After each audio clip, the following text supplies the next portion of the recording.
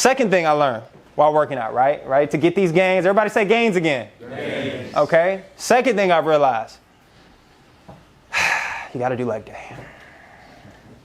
You got to freaking do leg day. And I don't know if you guys are like me, but I hate leg day, right? And just to kind of get an idea, guys, why do you think we hate doing leg day so much? It hurts. Way more sore. It hurts what? Way more sore. Way more sore. I mean, and let's be honest, nobody's really looking at our legs like that, right? Like no guy's in the mirror like, oh, this quad's going crazy right now, right? Nobody's doing the side pick mirror with the quads out. Like, I'm just being honest, right? So there's a level there to where it's like, man, if people aren't seeing it, right? They are like you know, when you do push-ups, you already feel a little bit of pump, right? You do curls, you looking at your arms like, yeah, this is right. This is fitting good in the polo, right? You see these immediate results that happen when you do upper body, right? But with the lower body for guys, it's like, man, not only do you not see immediate results, but it's also not something that most people see. And because they don't see it, right, as guys, we're not really valuing it, right? But here's the interesting thing I started learning about working out. Here is the very interesting thing I started learning about working out. If you want to release more hormones, especially growth hormones, right? If you really want to start growing your muscles, what do you guys think you got to do? Oh my God, you got to freaking do squats. I'm talking spine all unstabilized, like, right? You have to do squats. And the principle here, right?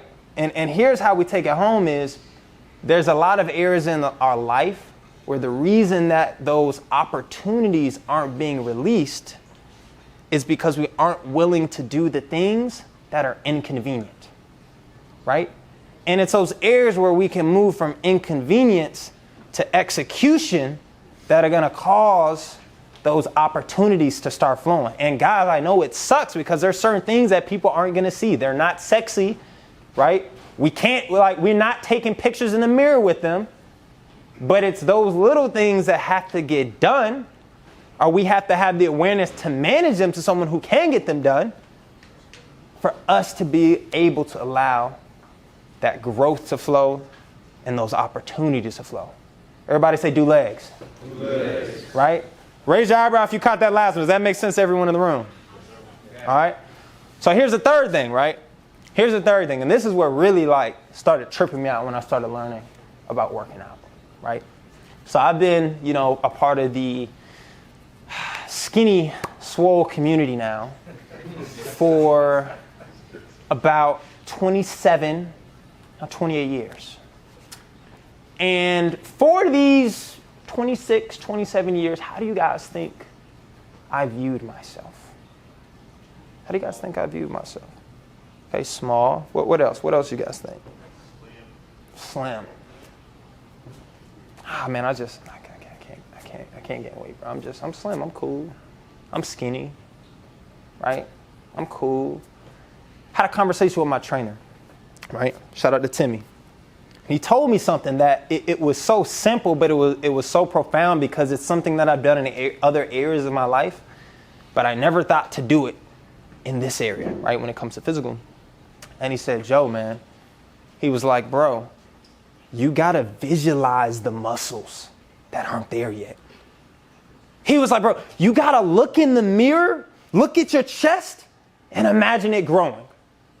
You gotta look at your bicep and imagine and see it growing, right? You got to look at your legs. You have to see the body that you want in the mirror when you look in the mirror, because if you don't do that, your body's not going to believe it and it's not going to make that full transition to grow, right? And again, don't miss the principle here, because the principle here is, as human beings, we have a need to perform consistently with the way that we view ourselves. And unbeknownst to me, I continued viewing myself as what? Skinny. And that view made it very incongruent for the goals of me gaining weight, because at the end of the day, I didn't view myself as that. So now when my body's wanting to grow, there's an internal belief system that's causing it not to move towards the direction that I want it to. So again, there's things in life that of course we want to do, right? But there's a identity piece that we haven't fixed. There's an identity piece that we don't necessarily believe. And until we're able to move that belief level and see it, the actions, right, won't truly be able to be congruent and follow through.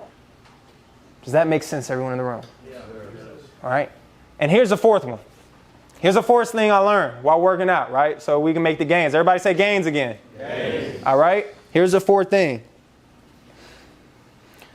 Once you start, you know what to do. Once you start, you know what to do. And a lot of you guys are like, man, Joe, what are you talking about? Notice in the beginning, right? I said I gained 20, right? Lost 5. Why you guys think I'm not worried about the 5 I lost now? I know how to get it. I done cracked the code. We already did it once.